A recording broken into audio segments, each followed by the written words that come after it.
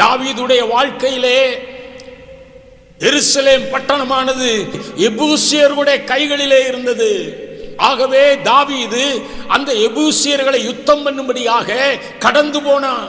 2 சாமுவேலின் புஸ்தகம் 5ஆம் அதிகாரம் 6 முதல் 8 வசனங்களை நீங்கள் வாசித்து பார்ப்பீர்கள் என்றால், தாவீது எபூசியர்களை படையெடுத்து கடந்து போகின்ற வேளைகளிலே அங்கே எல்லாரும் அவனை மனமடிவாக்கினார்கள், அவனை அதைரியப்படுத்தினார்கள்.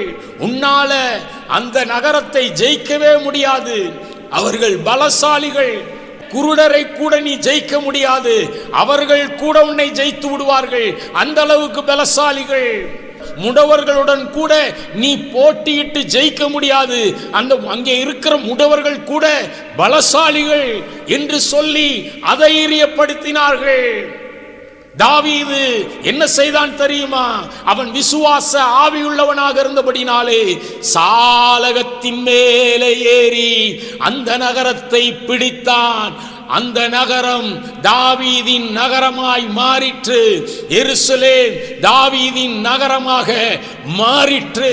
தேவனாய கர்த்தர் அந்த சீயோனின் கோட்டையை பிடிக்கும்படியாய் தாவீதுக்கு பலனருளினான்.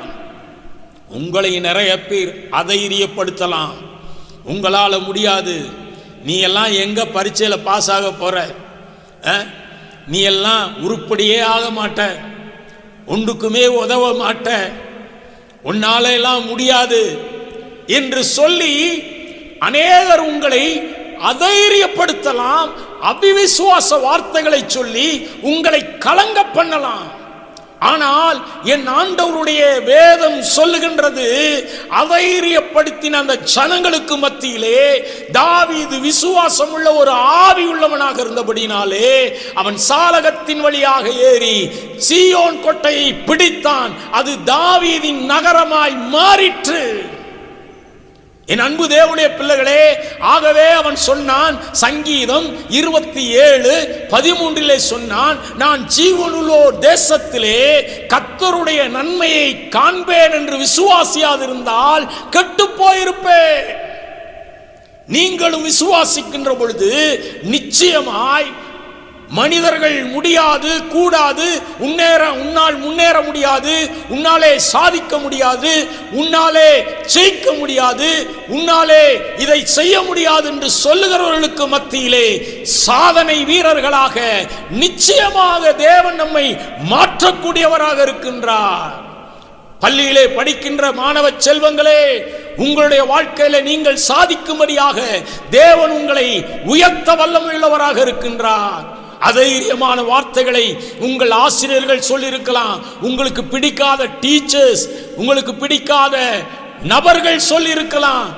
விசுவாச ஆவியுள்ளவர்களாக நீங்கள் இருப்பீர்கள் என்றால் நிச்சயமாய் உங்களாலே சாதிக்க முடியும். தாவீது சாதித்ததை போல சாதிப்பதற்கு தேவன் பலன் கொடுக்கிறவராக இருக்கின்றார்.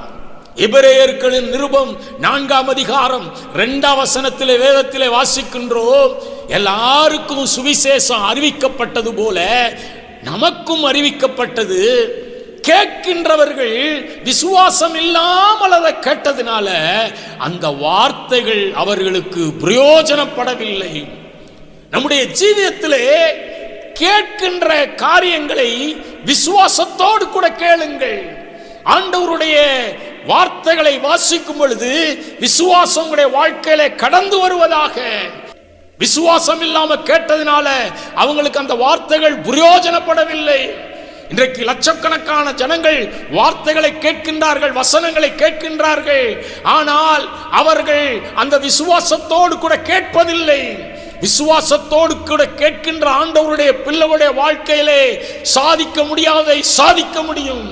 விசுவாசத்தோடு கூட ஆண்டவருடைய சமூகத்திலே சுபிக்கிற தேவனுடைய பிள்ளைகள் மற்றவர்கள் நம்மை குறித்து ஒருவேளை மனமடிய பண்ணின காரியங்களிலே, சோர்ந்து போக பண்ணின காரியங்களிலே, அதைரியப்படுத்தின காரியங்களிலே தைரியமாக பெற்றுக்கொள்ள முடியும் என்று வேதம் சொல்லுகின்றது.